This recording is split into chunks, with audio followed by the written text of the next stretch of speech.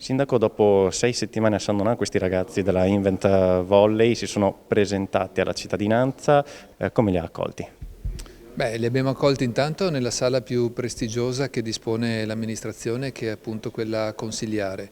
Ma al di là di questo segno, di questo simbolo, io credo che l'accoglienza più importante sia quella che stanno ricevendo da tanti cittadini, visto che tutti hanno preso casa tra di noi, che frequentano le nostre attività, che ne so, i bar, i ristoranti, i negozi di generi alimentari, eccetera. Quindi ho voluto testimoniare proprio questa accoglienza perché è un'avventura nuova che parte, ambiziosa, ma d'altronde se non hai obiettivi ambiziosi non vai da nessuna parte e noi vogliamo fare la nostra parte.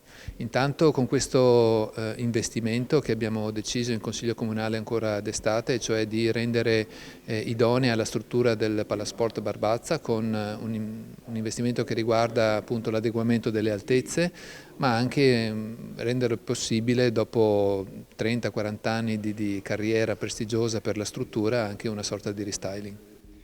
Vicinanza dell'amministrazione alla società, ma anche del sindaco. I ragazzi, lei ha voluto conoscerli uno a uno questa mattina?